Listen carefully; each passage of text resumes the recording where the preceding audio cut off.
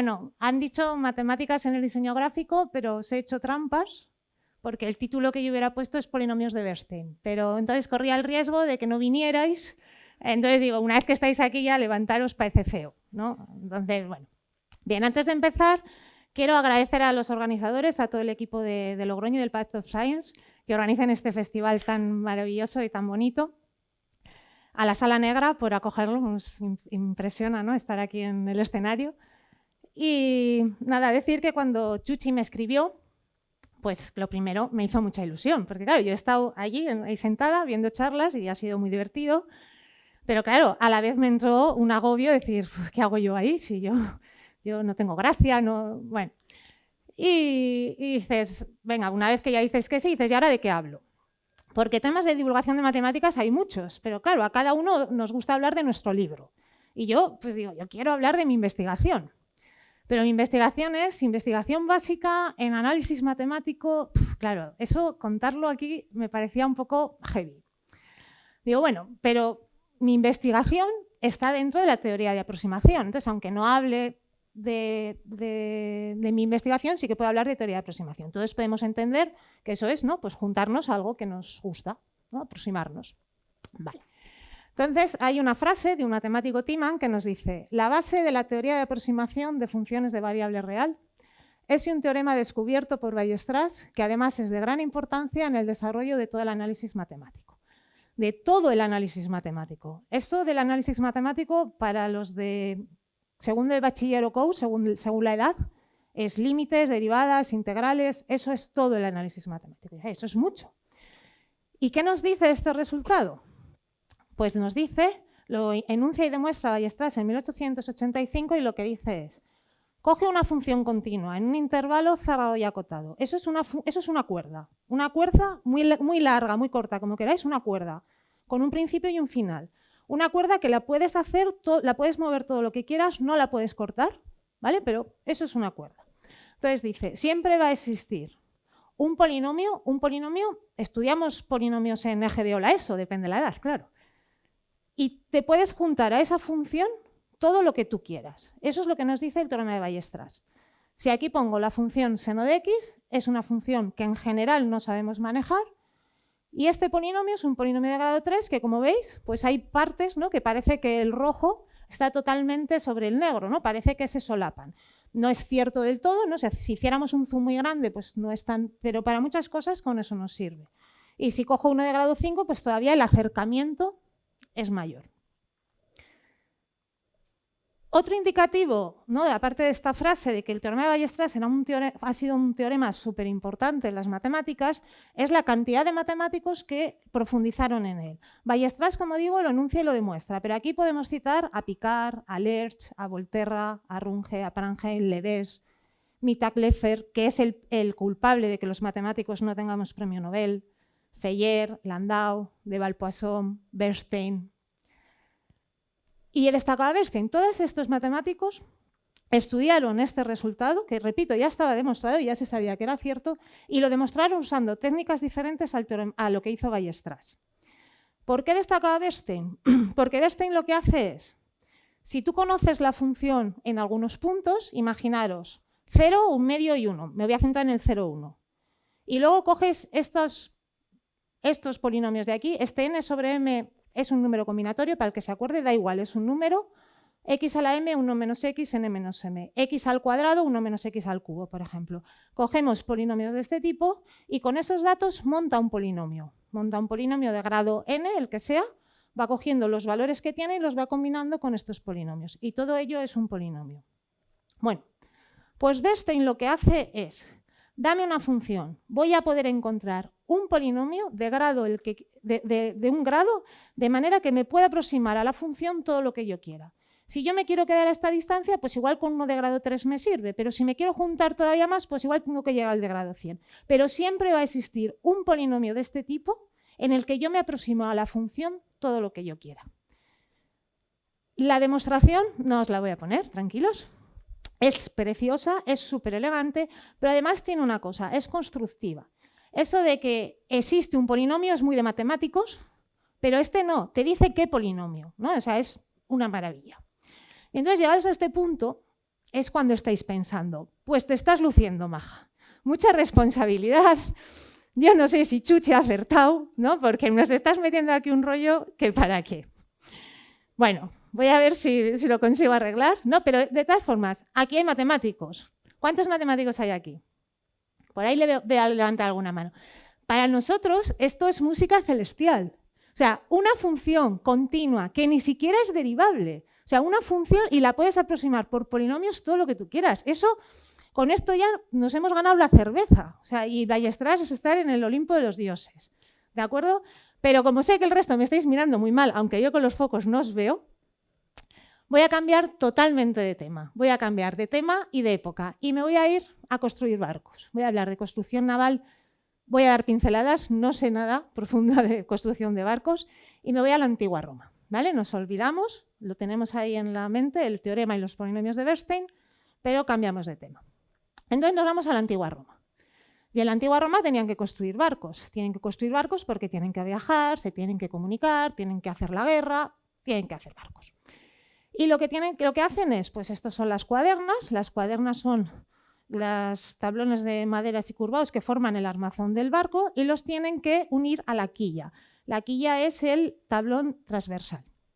¿Cómo hacen estos barcos? Pues tienen unas plantillas y siguiendo la plantilla pues hacen el barco. Claro, todo eso puede generar error, también pensar estamos en la antigua Roma y desde luego irme con la plantilla a otra ciudad pues requiere un trabajo, ¿no? Llevarte la plantilla, no sé, de un lado a lado. De la antigua Roma vamos a dar un salto, como digo, no voy a profundizar en la construcción de barcos porque no sé, y nos vamos a los siglos XIII y XIV. Y aquí es en Venecia, ¿no? Donde se establece el centro europeo de construcción naval. Ya en esta época tenemos un mayor conocimiento de la geometría y entonces las cuadernas son biarcos. Biarcos son dos arcos consecutivos de una circunferencia con una tangente en común. En el punto en común tienen la tangente es la quilla. Obtienen la forma variando la curvatura de las maderas y consiguen hacer producción en masa de estos siglos, ¿vale? No en masa con el equipamiento actual de barcos de guerra. Cambian la forma de hacerlo con respecto a la antigua Roma. Primero ponen la quilla y luego las cuadernas. ¿Por qué eso es mejor que lo anterior? No tengo ni idea. Pero en el público hay un experto en construcción de barcos, que es Eduardo, al que le podéis preguntar sobre este tema. Y ya damos otro salto, que es al siglo XVIII-XIX, pero en Venecia seguimos con plantillas, ¿vale? Ya en el siglo XVII-XVIII en Inglaterra aparecen los primeros planos para definir, hacen los primeros planos para definir el casco de un barco. Por muy grande que sea un plano, ¿verdad? Lo puedo doblar y me puedo ir con él a otro sitio. Llevarme la plantilla es un poco más complicado. Aparecen para hacer esos planos el concepto de spline. En castellano lo podemos traducir como flexicurva, aunque hoy en día spline está aceptado porque deriva en un concepto matemático muy usado. Y cómo se traduce es una lámina fina y flexible de madera, plástico o metal.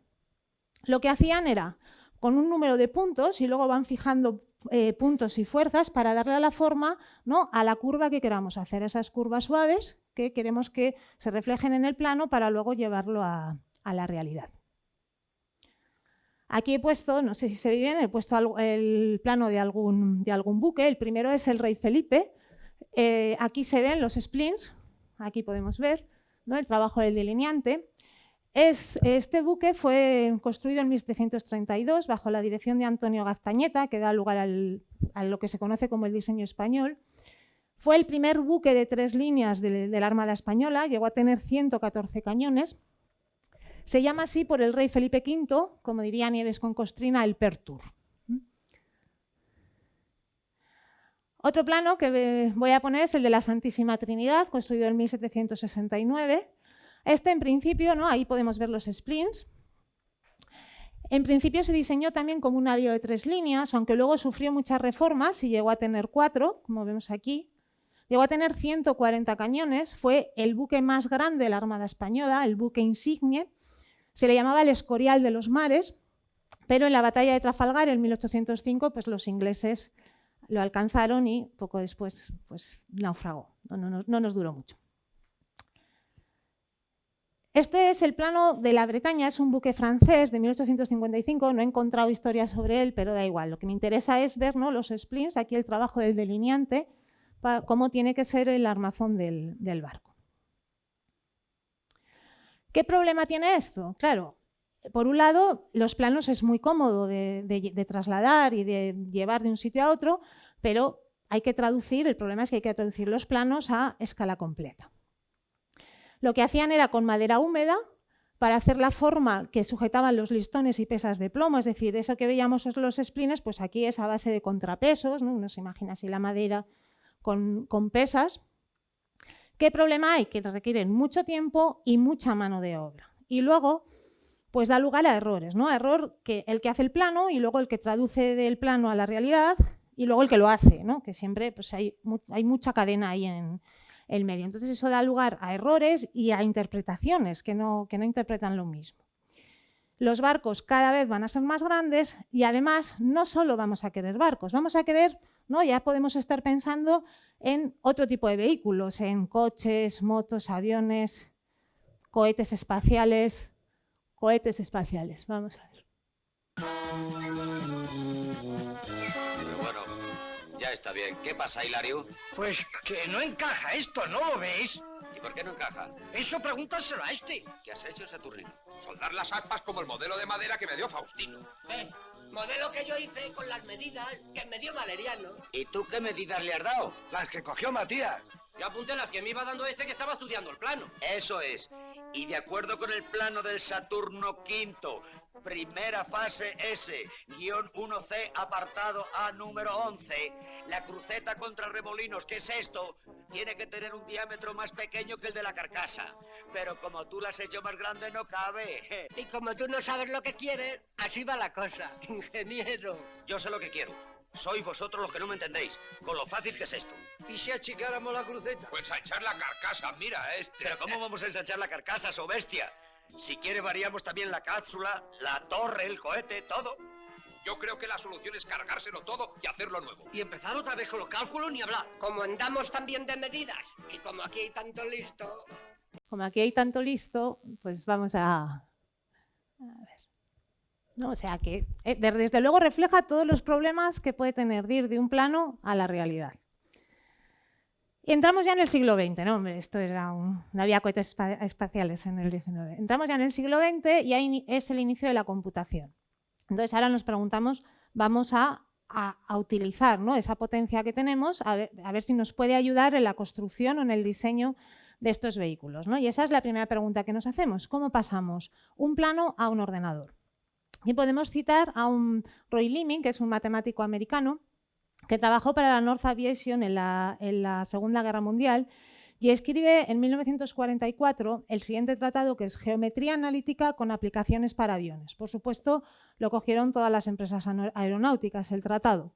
Y lo que hace es transformar las curvas clásicas son circunferencias, elipses, parábolas, hipérbolas, en datos numéricos. Claro, un ordenador, en vez de manejar curvas trazadas a mano, todos sabemos que uno coge un compás, ¿verdad? Y la circunferencia es el conjunto de puntos cuya distancia al centro es constante.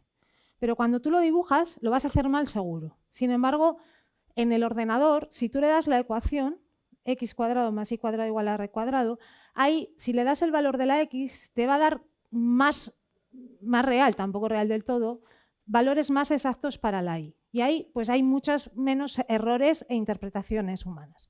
¿De acuerdo? Entonces queremos usar las máquinas.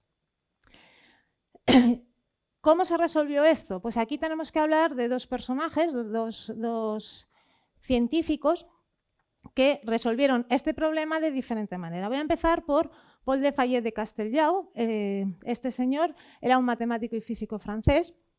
Se fue a hacer el servicio militar a Argelia y cuando vuelve acaba el doctorado en matemáticas.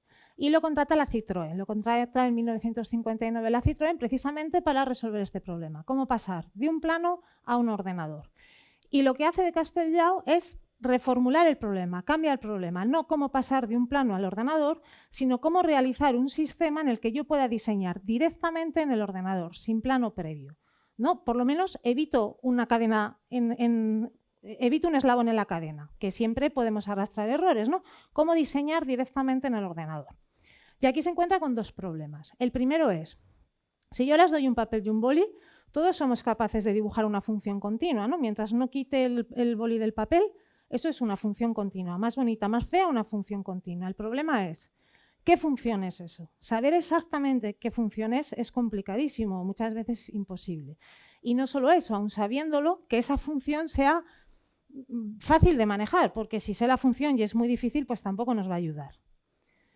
Bueno, pues sus resultados consigue resolverlo, ahora veremos cómo, no se hacen públicos hasta 1971, de hecho no los hace públicos por la política de Citroën, ¿no? Dice, debido a la política de Citroën, los resultados obtenidos por de Castellao no fueron publicados hasta 1971 y este excelente matemático fue privado de parte de la fama bien merecida que sus descubrimientos e invenciones deberían haberle granjeado, ¿no? Luego más adelante hemos sabido que efectivamente él fue el primero que lo descubre, que lo resuelve, pero no se hacen públicos hasta 1971.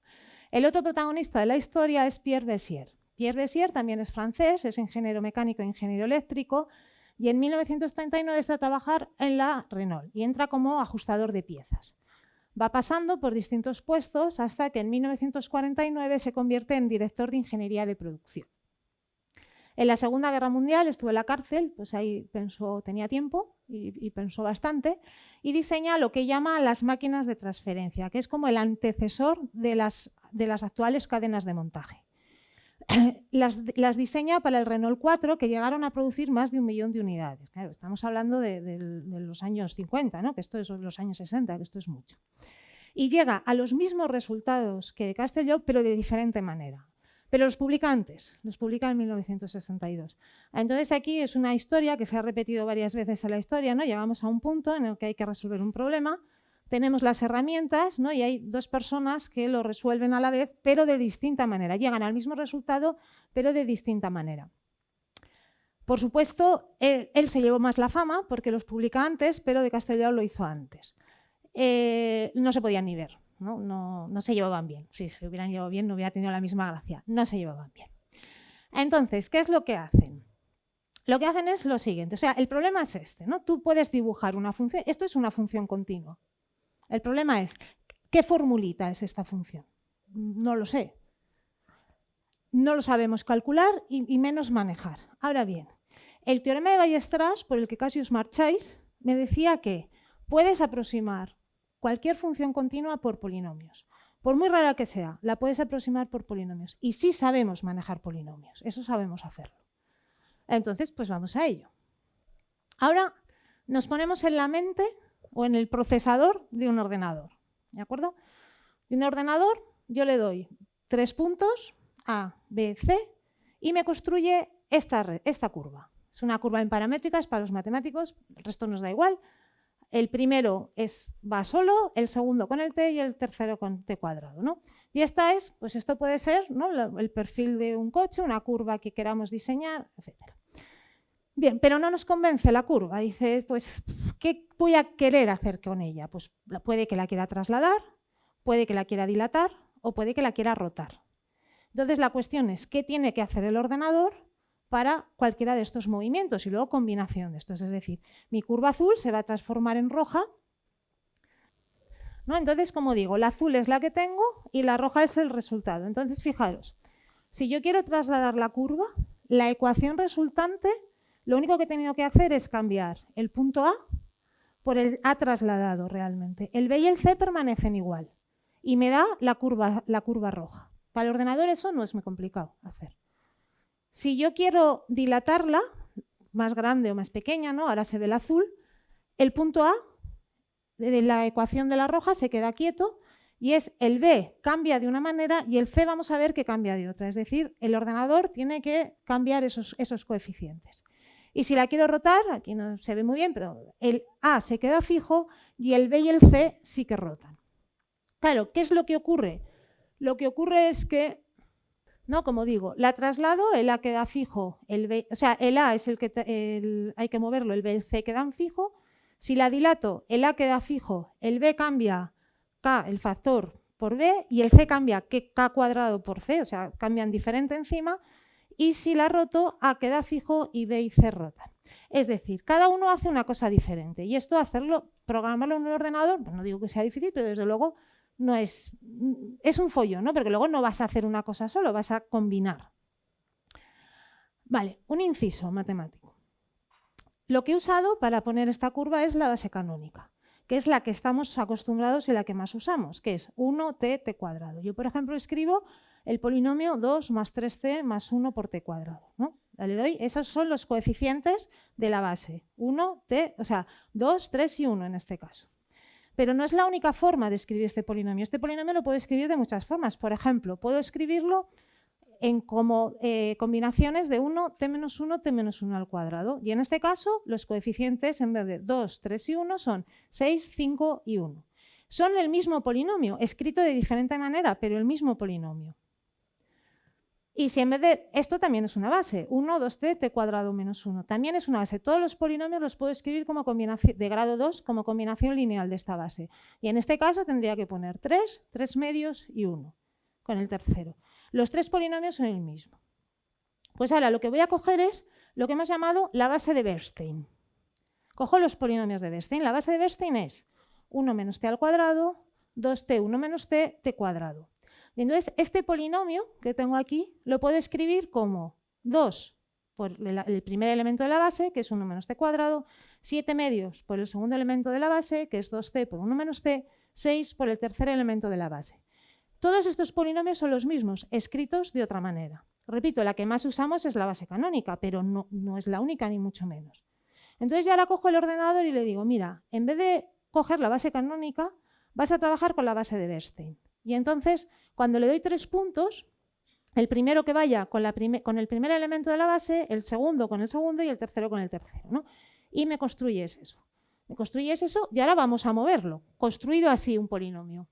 Lo construimos así. Y fijaros, cuando traslado, la ecuación resultante de trasladar es trasladar los 3 puntos. Yo traslado de 3 puntos y construyo mi nuevo polinomio con esos 3 puntos trasladados y tengo la curva trasladada. Cuando roto, se me ha ido de la imagen pero volverá, tengo que rotar los 3 puntos. Yo roto los 3 puntos, construyo con esos 3 puntos rotados y tengo la curva rotada.